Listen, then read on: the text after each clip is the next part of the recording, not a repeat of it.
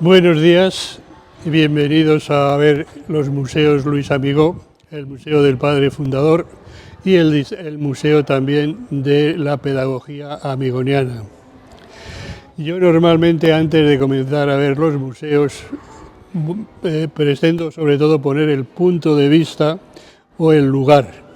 Concretamente estamos aquí en lo que es el Seminario San José de Godella, que ha sido seminario pues constante muchísimos años, y esta es la casa madre de los terciarios capuchinos. ¿Qué quiere decir eso de la casa madre? Pues la casa madre no es la primera que se ha fundado, sino la que constituye el proceso de formación. Y en esta casa estaban antes los postulantes, los aspirantes, noviciado, después estaban los juniores, estaban los encargados de pedagogía y los superiores, porque en la congregación nuestra las primeras constituciones tenían un superior general y después 6 consejeros. De los 6 consejeros era necesario que en esta casa, la casa madre, estuvieran 2, el superior de la casa y también el maestro de novicios, porque así era una formación, digamos, única. Porque la formación de los terciarios y en general de los franciscanos es una formación un poco por compromiso o por unión, digamos, ¿verdad? Y entonces sale todos pues con la misma formación más o menos. En ese sentido, esta casa tenía, en el proyecto estaba este claustro que era para la formación intelectual, la formación moral de los religiosos. Venía después la iglesia, que está en el centro, y a la otra parte venía otro tanto como aquí, para la cuestión de escuelas de reforma, porque es la misión específica nuestra, reformatorios. Pero ¿qué ocurrió? Pues que se acabó antes el dinero que los ideales. Entonces esta casa estaba hecha sin el claustro. Como aquello no se pudo hacer, se hizo este claustro. Y para formar a los chicos, digamos, había un grupo de chicos de reforma que se instaló allá en el último piso, se pusieron también rejas y demás, y así tenían la teoría aquí y además la práctica arriba. Como eso no realmente estuvo algún tiempo, pero después está lo que llamamos el San Vicente Ferrer de aquí en la estación de Godella, ¿no? Y ahí tenemos ya las prácticas, así que teoría aquí y demás, y después las prácticas allá y también las prácticas en EPLA, porque EPLA fue fundado precisamente para la formación de los hermanos coadjutores, que podían ser después maestros de talleres, podían ser directores del centro, como ha sido este mismo centro nuestro. No es el director un sacerdote, es un clérigo, pero no sacerdote. Bien, eso es lo que tenemos concretamente aquí como centro. Y en el centro está concretamente la estatua del padre Luis Amigó y Ferrer. Pero hay que tener en cuenta que la persecución religiosa del 36-39, aquí se apoderaron los de izquierdas. Y aquí lo primero que hicieron es poner en el centro la cruz, digamos, de Rusia. Todavía yo he visto los puntos que sobresalían del centro, ¿verdad? Ahí venía la cruz. Bueno, pues entonces el centro nuestro tiene interés para lo que se refiere a los museos, que esta casa fue copada por las izquierdas. La de Massamagrell también fue copada por las izquierdas, la de las hermanas, que les mandaron sacar a ellas las estatuas al centro de la plaza y las quemaron allí. Y en Segorbe igualmente se tomaron el centro los de izquierdas y se disolvió pues todo el archivo y demás, ¿verdad? Algo se pudo salvar, pero poco. ¿Qué quiere decir esto? Que los museos que nosotros tenemos tienen algunas reliquias de carácter sentimental. No es que haya grandes cosas, hay alguna obra buena, pero no demasiadas. Porque de esta casa, que eran unos 8 o 10 de comunidad, hay 6 ya que han sido beatificados por Roma, ¿verdad? Y en esta casa se formaron todos los mártires, que nosotros tenemos el 18% de la congregación martirizada y el 22% que no volvió después de la guerra, entonces era el 40% y 3 años más mayores, ¿no? Eso es, de tal manera que después hubo que conseguir esta casa porque la tenían las izquierdas y acudir incluso a Franco, que es el quien hizo los trámites. Por lo tanto, eso es interesante para verlo y contemplar la formación nuestra. Una formación por ósmosis o contagio. Por contagio no decimos porque el contagio más bien son de enfermedades, por ósmosis, ¿verdad? En el centro tenemos la figura del padre fundador, del padre Luis Amigo, y hay 3 altorrelieves que responden a 3 revistas nuestras. Concretamente, la primera que ven aquí es el Buen Pastor, Cristo Buen Pastor. Después, al otro lado está Surgan, me levantaré, que es el hijo pródigo. Y a esta otra parte está el hijo de la viuda de Naín, Surge, que son 3 parábolas de la misericordia. Y el sentido nuestro es eso, el sentido misericordioso, el sentido, digamos, de ayuda al pobre, al necesitado, al que tiene necesidad. Por eso el centro son concretamente las parábolas de la misericordia. Y después las revistas, que todavía pues existen algunas, pues son en ese sentido. Concretamente lo que tenemos, el Pastor Bonus, es el órgano oficial de la congregación. Lo tenemos ya 135 años y seguimos con él. Así que es el órgano oficial.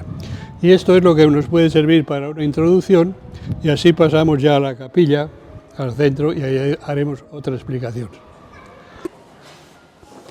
Seguimos pues con la visita a la iglesia. Esta iglesia está destinada a San José, por una razón muy sencilla, porque los seminarios, este era un seminario, y lo mismo en Colombia tenemos otro seminario dedicado a San José, que es el patrono de los seminarios, ¿verdad? Y esta iglesia, sobre todo por lo que se refiere a las pinturas, tenemos lo que es el septenario de la Virgen de los Dolores y también de San José. O sea, son siete imágenes, concretamente de la Virgen de los Desamparados y también de San José, que es lo que cubre todo el caso. Y aquí sí que tenemos el altar concretamente de los mártires. O sea, todos estos, que son 22, son los mártires de la familia amigoniana. Concretamente en el centro está el padre Cabanes y después todos ellos, de ahí hay 6 de esta casa que sufrieron el martirio y que constantemente les hacían bajar de las habitaciones al claustro y ahí simulaban un fusilamiento. Así que les tuvieron así varias veces. Después ya intervino el alcalde aquí de Godella y se dispersaron, pero fueron cogiéndoles uno por uno donde se habían ido. De tal manera que había algunos refugiados concretamente en Torrente, otros habían concretamente en Benaguacil, y los de Benaguacil tenían como idea no dejar llavors, no dejar simiente. Y allí concretamente, pues allí tuvieron a otros mártires. De tal manera que incluso allí alguna señora estaba bailando sobre los cadáveres de los sacerdotes. Y alguno de ellos, con la manivela de arrancar el motor del camión, le saldaron la tapa de los sesos. O sea que eso no es que se invente, eso es que está datado. Por eso en el primer mes de abril ya fueron, digamos, fusilados y demás los del pueblo. Bien, aquí tenemos concretamente, ya digo, 23. 3 son de las hermanas. Después está una mártir que es de Francia, pero esta mártir concretamente la quemaron viva. Bueno, no se extrañen tampoco de esto, porque a las mujeres, muchas de ellas, o las quemaron vivas o después de morir. Y la razón era bastante clara, para no dejar rastro y demás. Lo mismo que para levantar los cadáveres era del lugar donde les habían fusilado, y eran siempre fuera del pueblo. Por lo tanto, aquí tenemos 6 de los nuestros. Bien, y seguimos concretamente por lo que es el pasillo central de la iglesia. Bien, la iglesia concretamente es una iglesia de carácter franciscano, de tal manera que la espiritualidad franciscana está muy representada aquí. Concretamente en los mártires, después tenemos otro altar concretamente a las ánimas del purgatorio, después hay otro de los altares, está dedicado a la Virgen de los Desamparados, otra a San Francisco de Asís, concretamente, y tenemos otra también a Santa María de Alacoque, que está concretamente con San Francisco. ¿Verdad? Esto es lo que se refiere a los laterales. Después, en el coro, tenemos el órgano, que es un órgano muy interesante. Es muy interesante ese órgano. Y digamos que después ya en el altar, pues está todavía un poco sin terminar, porque nos faltan ahí las imágenes que se considera del Padre Luis y de cuando sea beatificado, y también concretamente de la Virgen de los Dolores. Bien, esto fue en el año 36-39 el salón de baile de las izquierdas. Y ahí en el fondo, donde está concretamente la Virgen de los Desamparados, ahí tenían un poco donde recogían las fichas y demás.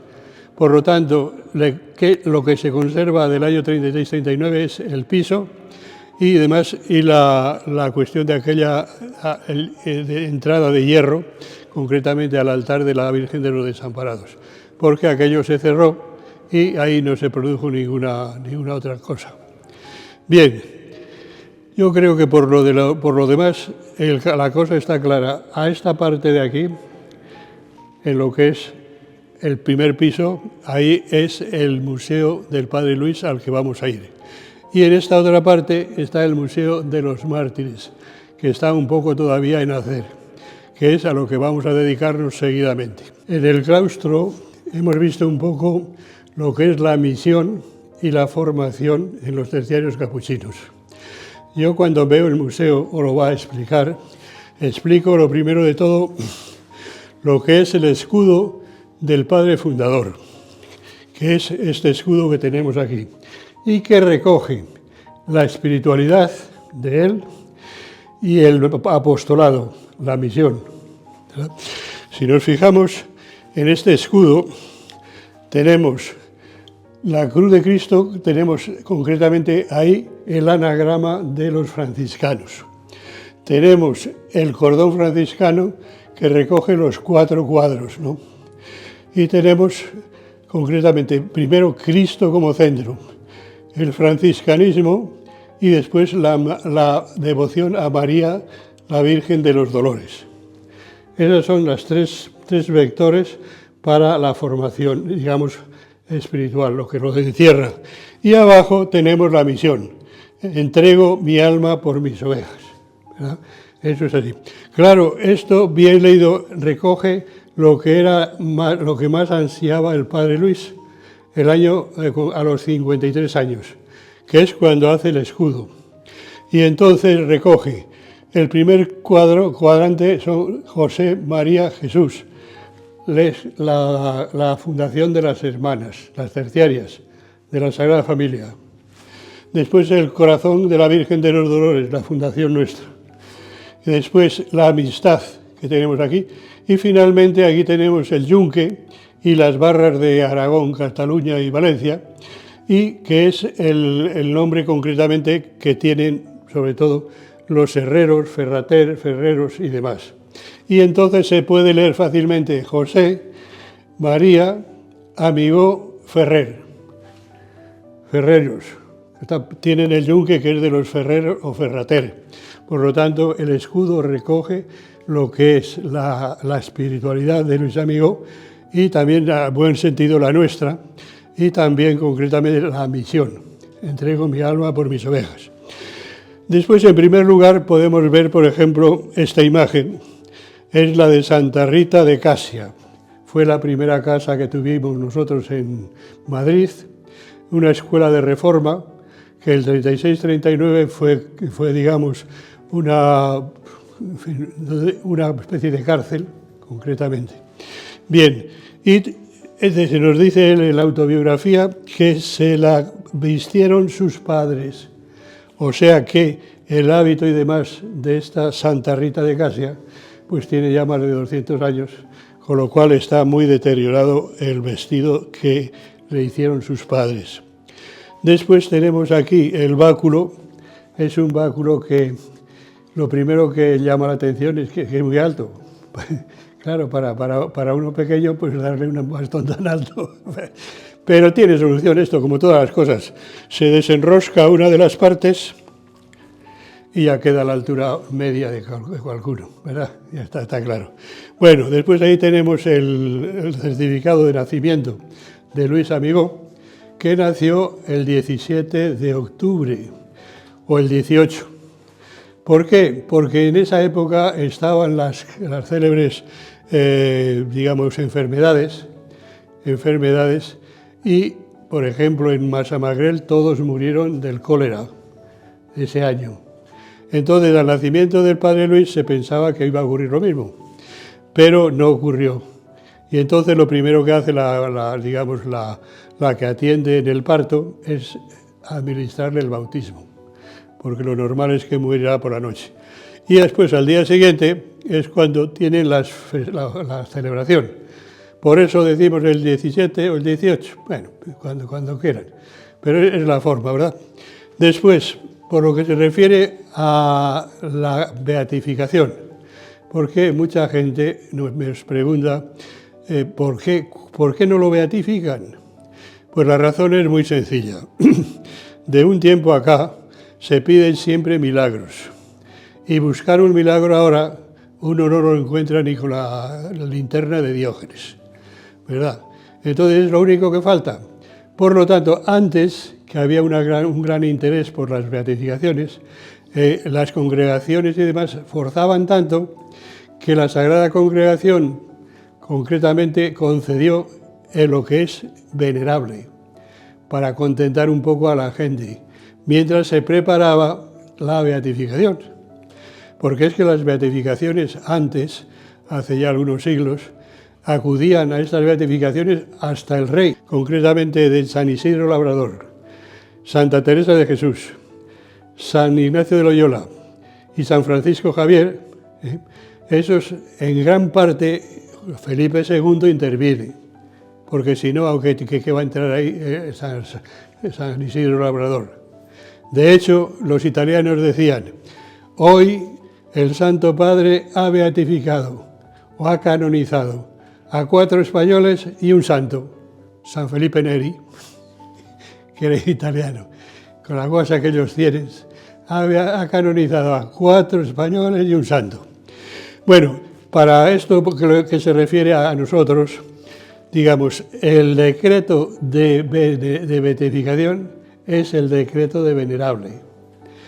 Entonces, antes el decreto, que aquí tenemos algún trozo, dice del decreto de venerable que fue un gigante de la vida espiritual, modelo y prototipo de religiosos, sacerdotes, obispos y fundadores. Decreto de venerable. Entonces ya para la beatificación no se hace otro decreto, sino que es este. Y sobre todo, concretamente, lo que sobresale es que para la beatificación se requiere hoy un milagro. Y es que normalmente todo esto se va reduciendo, si se puede.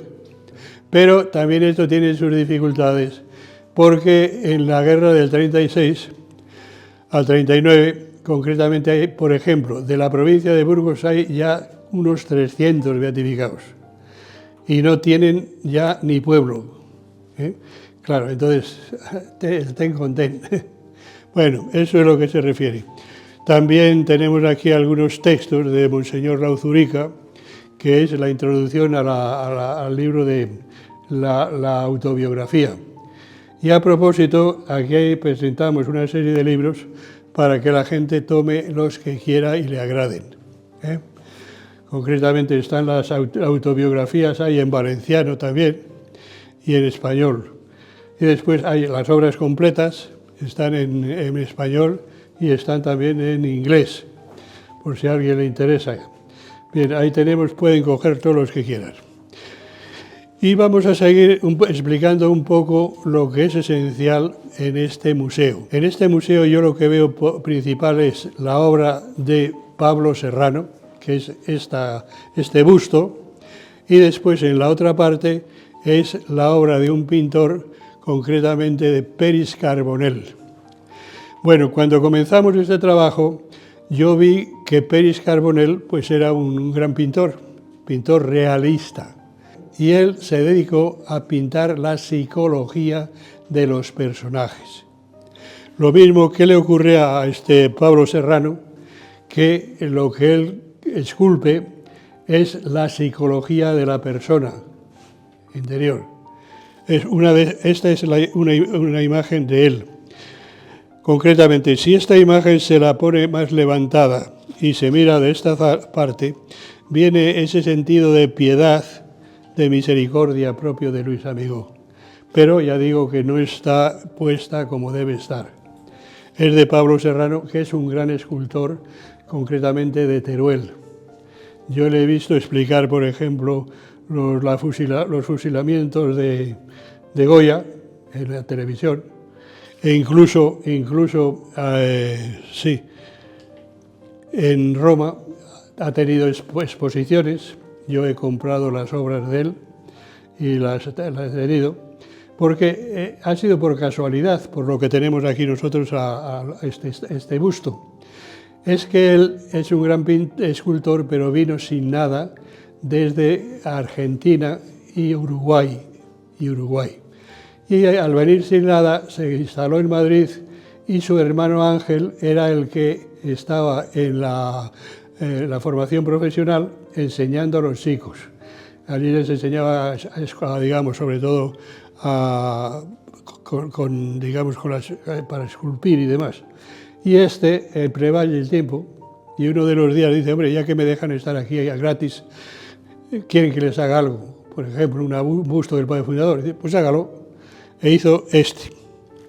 Este es el original de terracota que se puede ver por ahí. Bien, y es el original que tenemos.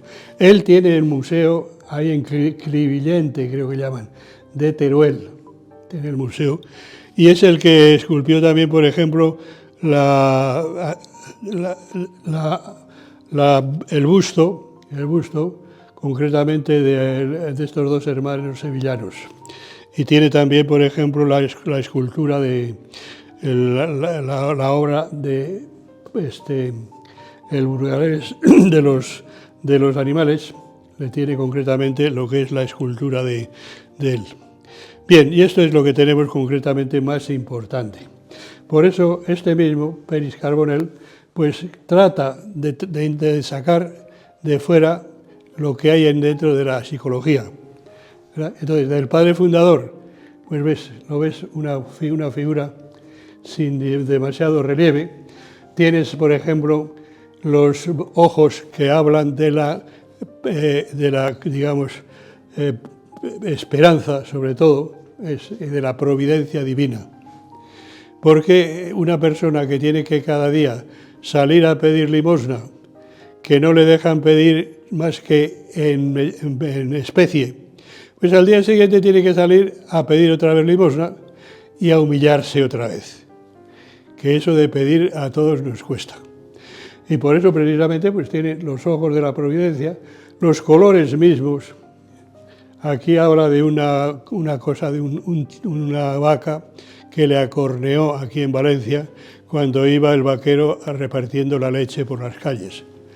Dejó allí previamente las vacas y una de ellas se metió con el padre Luis. Ahí tenéis el mal, tener la providencia de San José, de la Santísima Virgen, y que por milagro prácticamente salió indemne. Así, todo esto no hace falta explicarlo porque tiene la nota arriba, ¿verdad? Pero vamos a seguir un poco por lo que es el punto principal. Yo suelo comenzar por aquí. Por ejemplo, arriba tenemos la imagen, primero concretamente Rosa, es la hermana del padre Luis, Rosa. Tuvo 8 hijos y es de los que quedan prácticamente en la familia. Después el marido de Rosa. Y aquí tenemos concretamente unos libros que creo que tienen un gran valor. Aquí nos falta uno que lo están restaurando en Valencia, que es el Quijote, concretamente en 2 tomos, que está ilustrado por un alemán, Gustave Doré. Son 2 tomos más o menos como estos. Este es un beato de Osnaburgos, ¿verdad? Estos son libros que ya no se encuentran. Pero estos libros son del siglo concretamente XI. Este es del año 1060. Y entonces tienen lo que es el Apocalipsis, pero lo que interesa no es el texto, lo que interesa es la iluminación de las páginas, que son unas páginas desde luego todas maravillosas, sobre todo las primeras. ¿Y por qué es del Apocalipsis?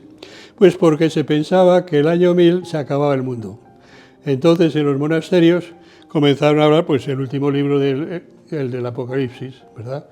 Y ya digo, se fueron extendiendo, sobre todo estos están de Beato, los Beatos, Beato es el nombre, de la parte de Cantabria, de ahí viene.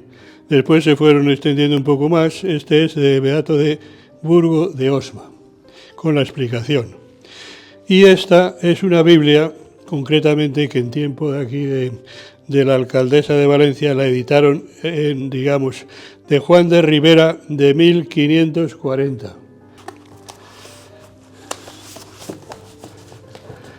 Y seguimos un poco viendo el museo. Tenemos, por ejemplo, algunas fotografías.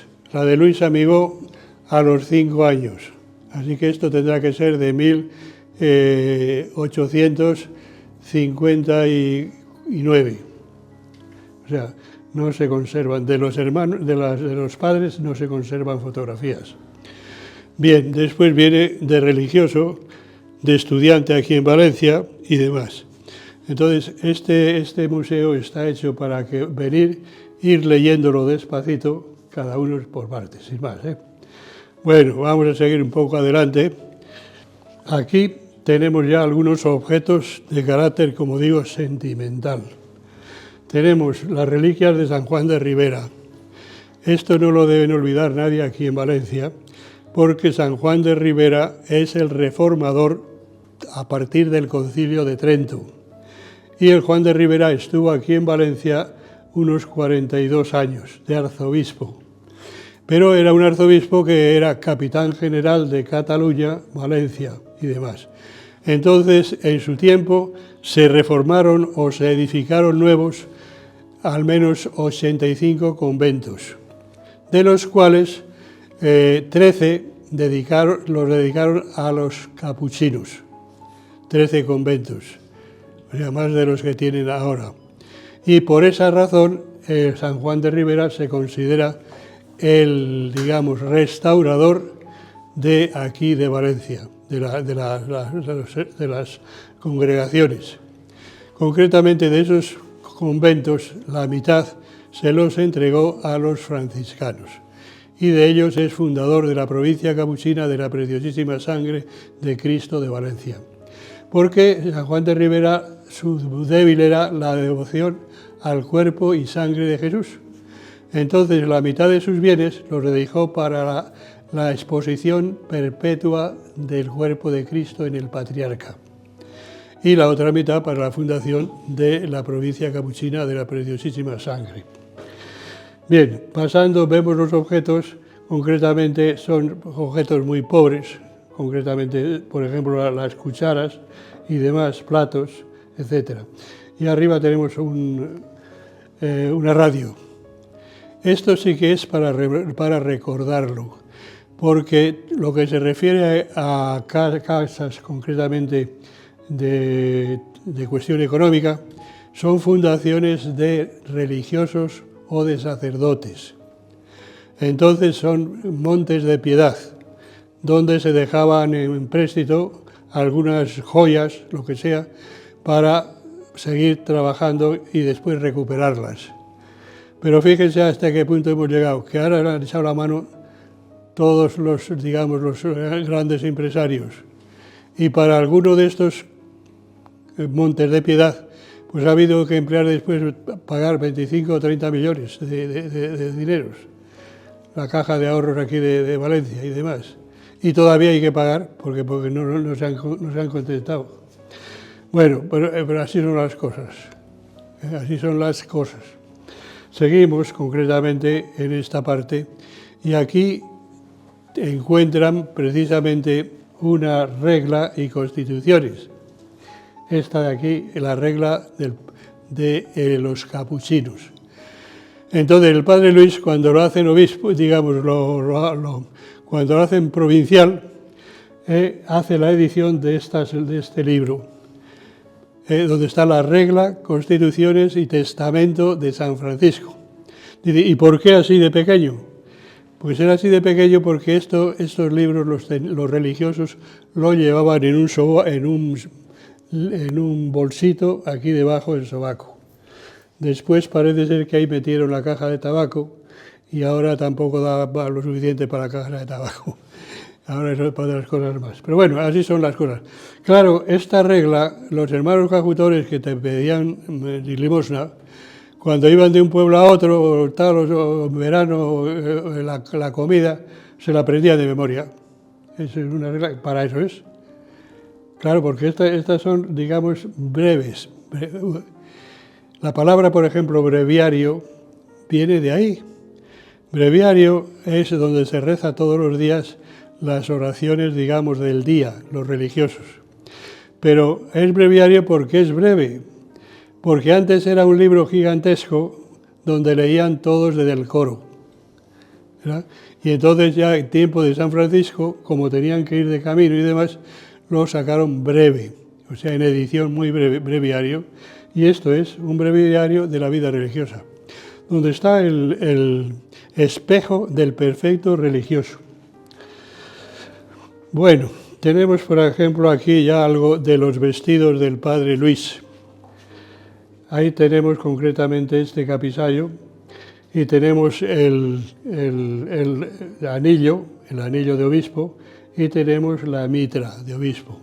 Pero si se fijan, concretamente son unos objetos muy pobres, porque se compraron de segunda mano cuando hizo ya almoneda el obispo Castellote, que le habían nombrado arzobispo de Sevilla, y no llegó a tomar posesión. Entonces vendió esto y compraron los nuestros estas dos partes. Y abajo tenemos unas disciplinas. Esto seguramente que no saben ustedes para qué sirve y mejor no emplearlas, ¿no? Estas disciplinas son concretamente cuando los viernes, antes que eran días penitenciales, se arreaban los sacerdotes y los religiosos. Y aquí, como teníamos el noviciado, que es ya lo que les dije antes, pues había uno de los novicios dedicado a hacer las disciplinas para todos, porque entonces había pues 15 o 20 religiosos de noviciado. Y un día le dice al padre Luis, dice, usted las disciplinas las tiene bastante rotas, déjemelas, yo le hago unas nuevas. Y le dejó esas nuevas. Pero el autor de esto era un novicio que se llamaba entonces Mamegán, Manuel Menéndez Gamboa, que fue el fotógrafo oficial del caudillo. Claro, él no salió, él pues estaría un año, 2 o 3, pero se retiró y es el, digamos, fotógrafo oficial del caudillo. Y ahí detrás tenemos concretamente un solideo de León XIII. León XIII es la persona o el papa que más se ha encargado de lo que se refiere a los terciarios capuchinos, ¿no? A los terciarios. Entonces, ese solideo es de 1889, precisamente el año de fundación nuestra. Bien, y tenemos también por ahí, por ejemplo, un jersey, tenemos pañuelos, pero se ve que todos ellos están muy zurcidos, ¿eh? Y tenemos también el capisayo, que indica la estatura del padre Luis. Porque de estatura no es que fuera alto, pero para la época que le tocó vivir era normal. Porque es que, claro, después nos han dado mejor de alimentar y demás, y toda la gente ha crecido. Y aquí hay unos bastones de mando que son precisamente de su ingreso en Segorbe y de su ingreso concretamente en Massamagrell, ¿verdad? Bueno, saben que para consagración de obispo él quería haber sido en Massamagrell, pero no lo fue porque había mucha lucha entre dos clanes de entonces. No recuerdo ahora el nombre de estos dos, pero realmente no había seguridad y por eso realmente es consagrado obispo en los Inválidos de Madrid. Bien, y aquí tenemos el cáliz primero. Este cáliz se lo regalaron las hermanas para la consagración de obispo, concretamente. Tenemos también aquí un cáliz concretamente que es el que usaba el padre Luis, concretamente en Yuste, porque el monasterio de Yuste lo tuvimos nosotros unos 20 años, pero no nos interesaba porque el monasterio es para monjes, está concretamente allá en la Extremadura, y es donde muere Carlos V, Carlos I de España y V de Alemania. Yo he leído todo lo que se refiere a la muerte y demás, y es una delicia, porque en ese sentido la gente moría, pero mejor que los mismos religiosos y sacerdotes, ¿eh? Así era. De tal manera que, lo vamos a ver en el museo, hay unos cordones franciscanos, que esos cordones eran para atar lo que es la túnica de dormir, porque no se podían quitar en esa época la túnica de dormir, pero ni siquiera los seglares. O sea, todos ellos iban con la túnica. Y los testamentos, yo he visto muchos de ellos, hacen siempre referencia en la primera o segunda cuestión a lo que es la túnica con la que serán amortajados.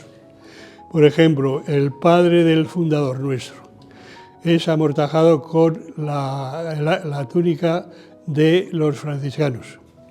La madre era con la túnica concretamente de las carmelitas descalzas. La abuela todavía. Y claro, entonces todos los seglares también eran amortajados así. Por una razón, se había introducido la idea de que si uno moría por la noche y no estaba con la túnica, pues en vez de ir hacia arriba, a lo mejor iba hacia las calderas de Pedro Botero. Y entonces no convenía a nadie. Pero claro, eso se fue deteriorando, después quedaron los escapularios para llevar siempre esa imagen. Este es el instrumental de la posición. Dice, en esta época, hasta hace poco, lo que es la posición del padre Luis debe estar escrita en tinta indeleble,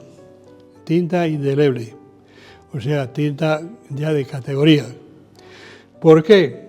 Pues la razón era muy simple. Se le ocurrió a un tal Napoleón llevarse el archivo secreto vaticano a las Tullerías, allá a Francia. Y entonces nos quedamos sin libros por lo que refiere a las beatificaciones. Entonces, cuando se comenzaron ya las beatificaciones y canonizaciones en serio, entonces se tenían 3 congresos generales y siempre se dejaba una parte para completarla en el segundo congreso. y otra parte en el tercero. Cuando llegamos a lo del padre Luis, al tercer Consejo General, pues le pregunto yo al abogado Dante, que era sobrino del cardenal Dante, el que atendía a Pío XII. Le digo, ¿cómo es posible que no hayan metido la autobiografía? Y me dice, esta es la razón, porque si la meten en principio te escarban la posición y tienes que rehacerla, entonces dejan unos puntos que son fáciles de explicar y que son ya para última hora. Para eso precisamente, porque así se tenían 3 copias de la posición y si se llevaba a Napoleón alguna, por lo menos quedaba restos. Pero ese es el caso por el cual tardaban tanto antes en editar, en subir, digamos, los peldaños de la santidad. Bien, pero en el tiempo en que hicimos este proceso, nosotros imprimimos lo que es las obras completas que tenemos aquí.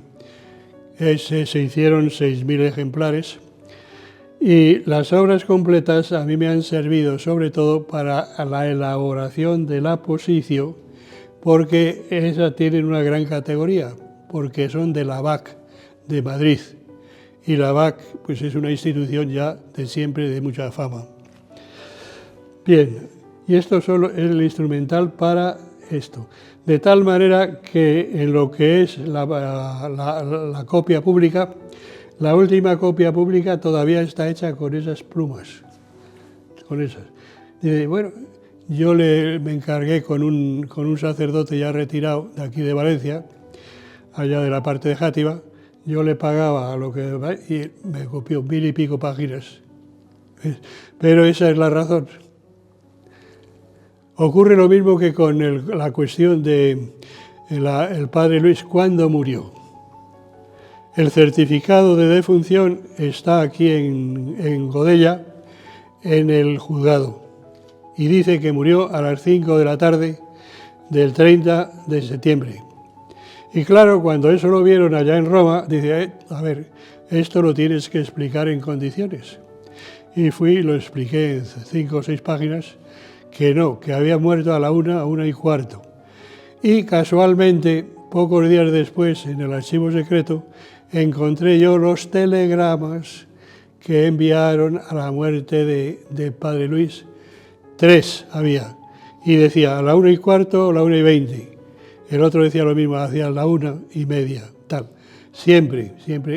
Y eso es lo que más preciso, porque eran del obispo aquí, del secretario, también del obispo de Valencia y demás. Vean lo importante que es el detalle. Cualquier cosa, los papelitos que son las publicaciones. En fin, así son las cosas. Concretamente, del padre Luis no tenemos fotos con barba larga, sino desde el año 1909. ¿Y qué ocurrió este año? Pues que en 1909 canonizaron a San José Oriol, catalán, y él, como era de la diócesis de Solsona, asistió en Roma a las festividades y se quedó en casa de otro catalán, que era concretamente el cardenal Vives y Tutó, que estos eran 2 hermanos, concretamente llevaneras, de San Joaquín de Llevaneras.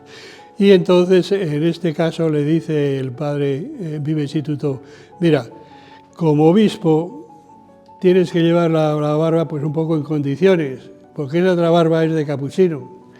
Y entonces, a ver si te la recortas un poco. Y se la recorto, y entonces no quedan más que 2 clases de barba. La del año 9 para adelante y para atrás.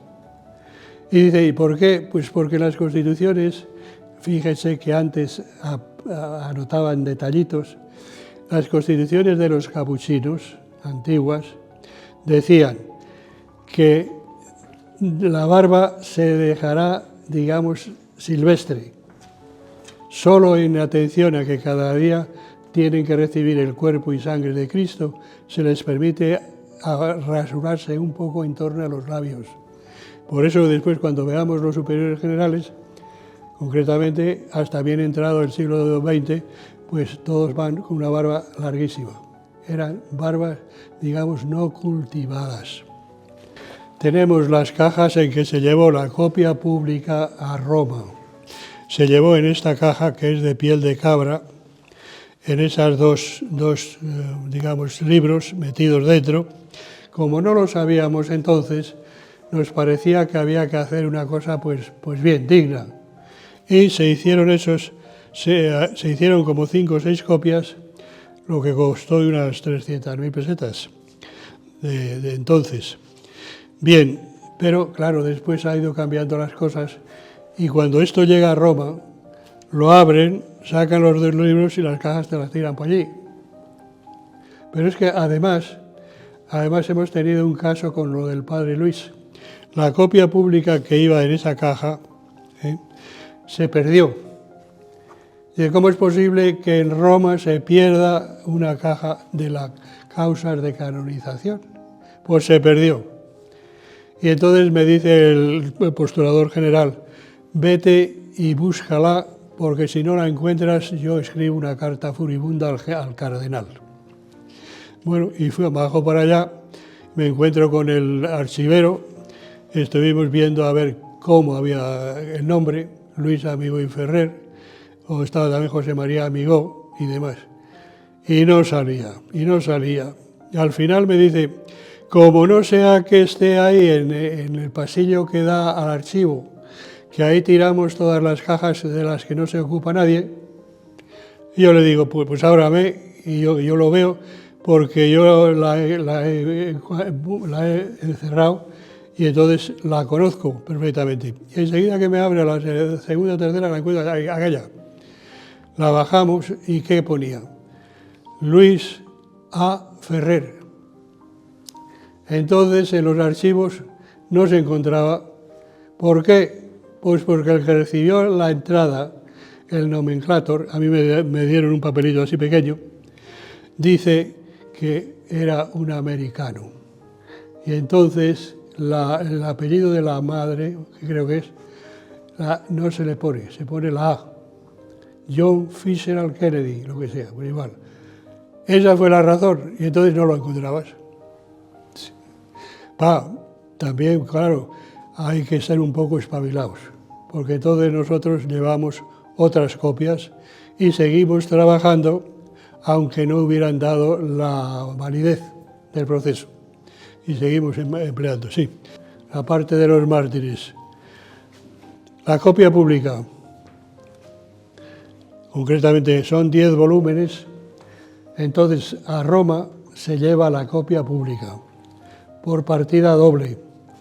Entonces en Roma la encuadernan y la legalizan y te la devuelven, después de cobrártela, claro, y te la devuelven. Y esta es la copia pública de la cual después se elabora la posición, que es este librito, y de la posición el decreto de beatificación.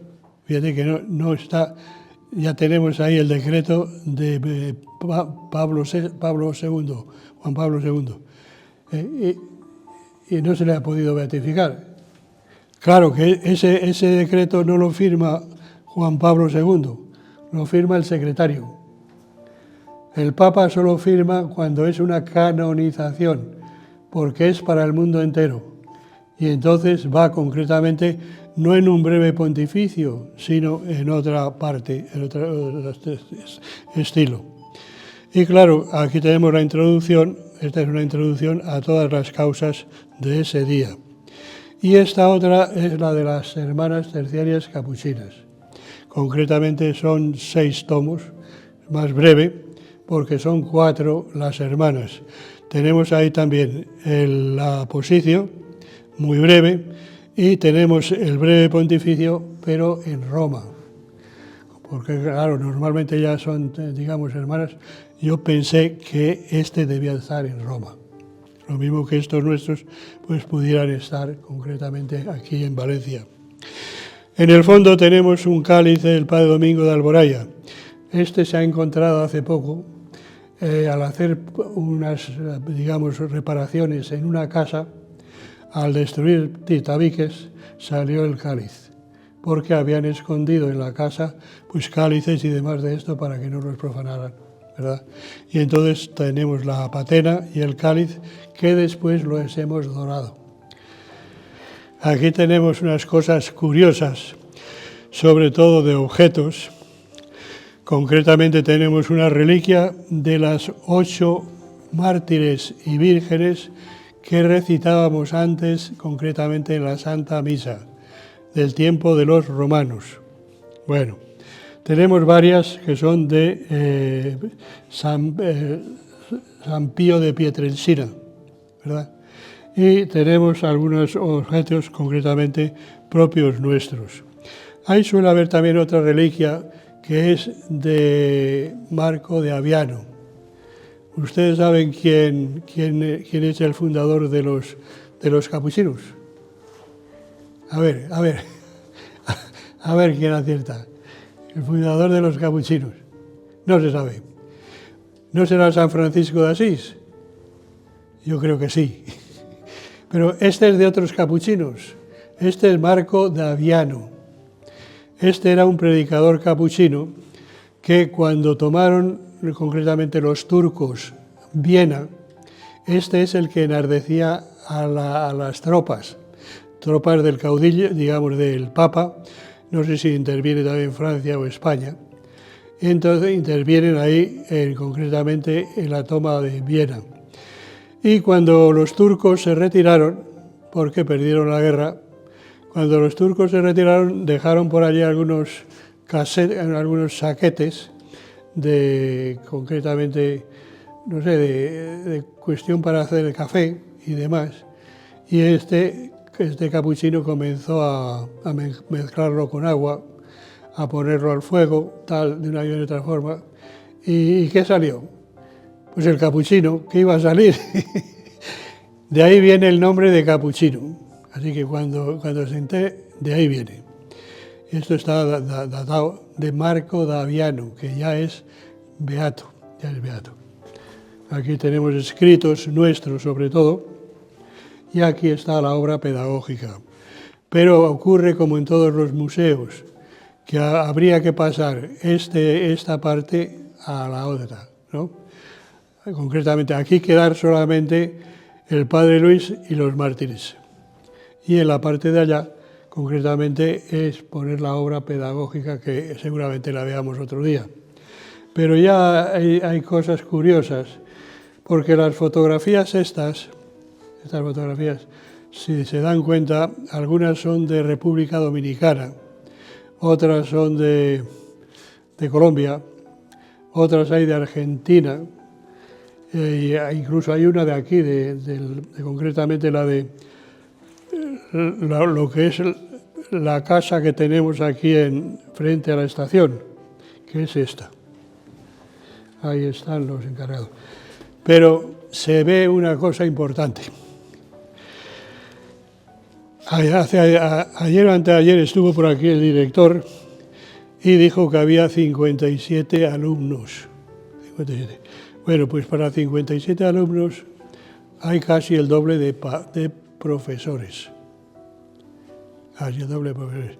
Dices, no hace falta que se extrañen, porque yo conozco todavía a alguien de Meliana que en el colegio de las hermanas tienen un chaval al que tienen que atender todo el día, tarde y noche. No sé cómo está. Desde luego hace falta. Y claro, esto aquí a mí se me ocurre pensar, si ahora hace falta tanto profesorado para pocos alumnos, pues como esto lo tiene que pagar el Estado al fin y al cabo, al final dirán pues que se vayan a la calle, al fin y al cabo pues algún ladronzuelo más tenemos, porque claro, esto supone dineros y dineros. En fin, se hace lo que se puede, pero a veces es para pensárselo. En este cuadro tenemos pues ya los 6 de esta casa ya beatificados. Por ejemplo, de esta casa eran el superior estaba el administrador, estaba después el vice superior, estaban después arriba otros dos que eran estudiantes, o sea, los seis. Y ya yo siempre termino con este cuadro, porque es un cuadro curioso. Este cuadro realmente cuando las fotografías se sacan mirando a los ojos, todos, después cuando se pintan, todos vuelven la cara a todos los lados. Pero es que no solo la cara, sino todo el cuerpo, guarda hasta el calzado. A ver si hay alguien por ahí que lo dude, pueda venir para acá y lo vea. Venga, pueda venir para acá y lo vea. Y para acá. Aquí, cuanto más acá, mejor. ¿Hacia dónde miran los zapatos? Hacia acá. Póngase aquí a ver, que a lo mejor es que se ha movido el cuadro. A esta parte más, cuanto más acá, lo ve más ahí. Hacia acá. Ahora dicen que mira hacia acá. ¿A quién creemos? Ahora hacia acá, mira bien. Mira, cuanto más acá te pones más. Ponte aquí, verás. Bueno, ¿y por qué habrá sido?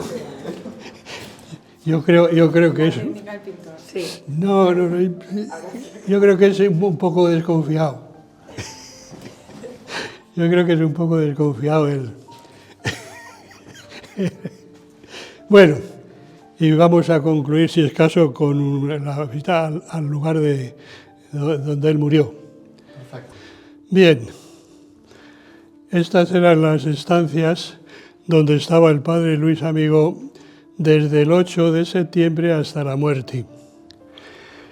Pero en tiempos otras veces venía a visitar y estaban siempre arriba, porque tiene la misma distribución que esto.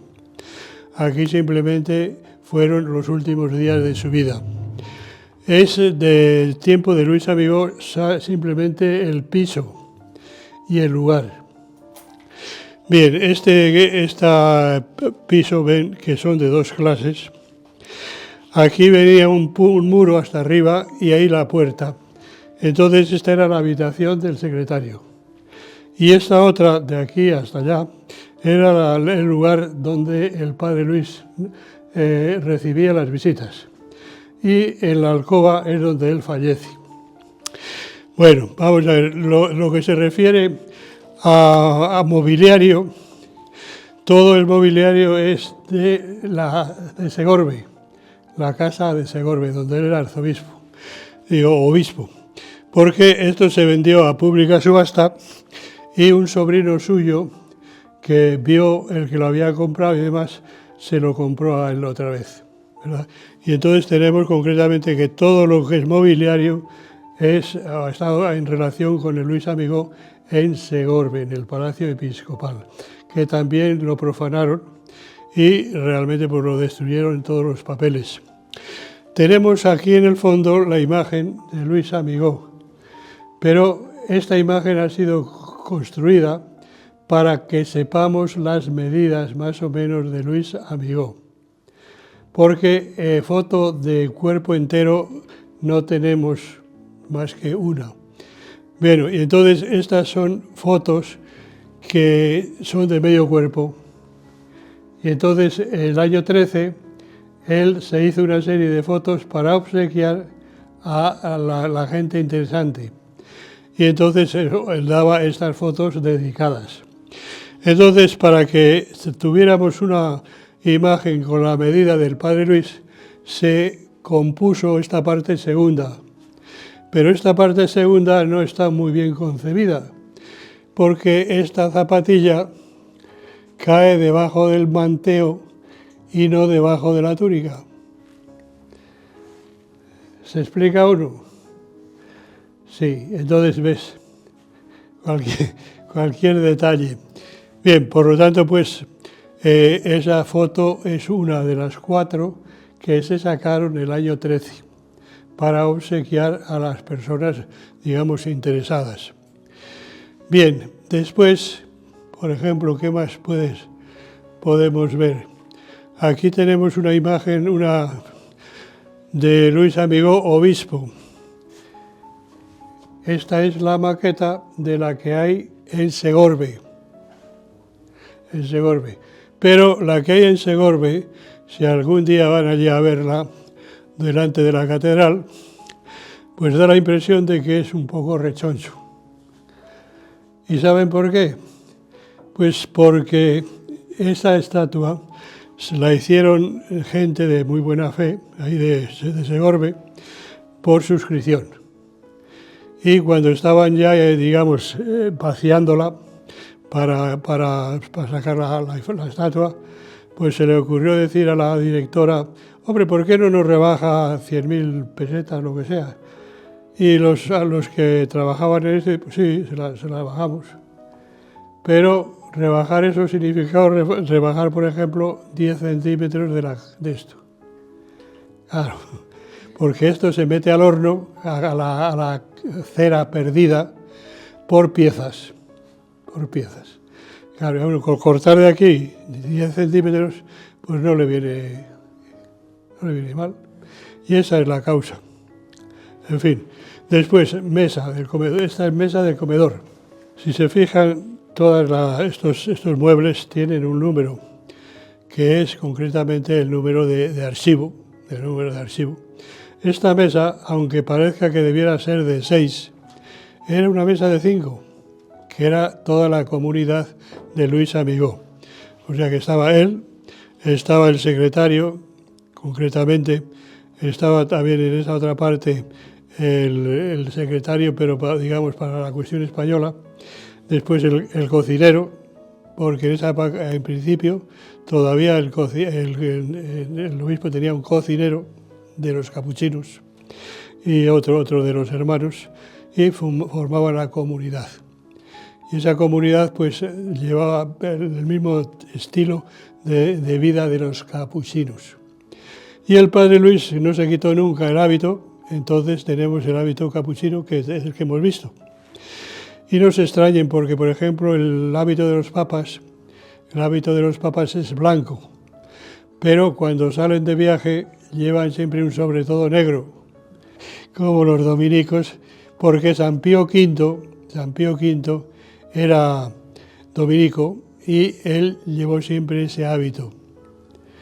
Desde luego, la historia de San Pío V es bastante curiosa, porque realmente en principio era muy exigente el Papa San Pío V, de tal manera que en el escudo episcopal, no el de Papa, sino el episcopal de obispo, tenía la idea de justicia. Y entonces, ¿cómo hacía justicia? Como lo hacían en aquel tiempo. A uno que le enviaban a Cerdeña a trabajar allí en la parte de las minas. A otro pues le cortaban la cabeza. Era la raíz, digamos, de tiempo digamos, el inicio del cambio de vida. Y en cierta ocasión se le ocurrió a un capuchino, padre Gerolamo da Pistoia, en una de esas reuniones que tenía el Papa y demás, pues se levantó y le dijo: sepa su santidad que en la Biblia, por una sola vez que se habla de justicia humana, se habla 10 veces de misericordia. Y parece que le sentó bien y cambió de vida totalmente. Así que desde el tiempo de los papas valencianos hasta este, que será de 1570 y tantos, ya va cambiando la cosa. Bueno, esa es la razón precisamente. Bien, por lo tanto, aquí solamente del Padre Luis es el piso. Y en esta otra parte es cuando encontramos ya la habitación donde él fallece. Esta es, ya digo, la alcoba donde él fallece, en este lugar, concretamente hacia la 1:15, 1:20 del 1 de octubre del 34. La cama puede ser que sea la misma o no, porque ya digo que aquí habitaron las izquierdas. De hecho, allí hicieron alguna obra y lo que es una cuestión del lavabo del tiempo del padre Luis, pusieron un lavabo ya moderno y demás para abajo. Bien, por lo tanto puede ser que se cambiase y demás. Y después tenemos aquí concretamente la foto del día de muerte, concretamente la foto con el cordón franciscano, un cordón precisamente para dormir, concretamente porque se tenía una túnica de seda, más o menos, y entonces se ataba con un cordón de estos. Y ya he dicho que normalmente esta idea se extendió a los seglares y demás. Y entonces los seglares también vestían, y sobre todo en el testamento, dejaban una parte para obras de misericordia, otra parte para ver cómo era embalsamado el cuerpo y demás. Y otra parte después ya lo que quedaba pues para los familiares y demás. Así que era una época de bastante religiosidad y eso se hizo así. Bien, de aquí del Padre Luis está el piso, está esta alfombra, esta es de la traje yo de casa de su hermana, concretamente, así que él la usaría allí también bastante. Y después tenemos esta foto, que esta es de los 11, 12 años, es foto pero después pintura. Porque en esa época, todavía antes de Pío X, se tenía la idea de que para tomar la primera comunión tenía que ser gente ya con criterio. Entonces él tomó la comunión con su hermano Julio, que era mayor, y él tenía unos 13 años y el Julio tenía más, unos 14, y por lo tanto reciben juntamente la comunión primera. Y de eso sale la foto esta, que es de primera comunión. Bueno, y ahí es el lugar donde él recibe los últimos sacramentos. Los recibe de manos del obispo auxiliar de Valencia, concretamente. Y aquí tenemos un poco el diálogo que tuvo con él. Es cuando le dan el viático, dice: Monseñor Luis Amigó, señor obispo, yo no soy más que un pecador. Y Monseñor Javier Lauzurica, usted es lo que Dios sabe y nosotros también. Y se retiró diciendo: es un santo, es un santo. También digamos que el sillón, pues puede ser que fuera en el que recibió la extrema unción o no. Desde luego no es fácil después de 3 años de tener esto las izquierdas. Bien, y con esto yo creo que concluimos por hoy porque yo les veo muy cansados, más cansados que yo. Si es caso, otro día concluimos con el otro museo.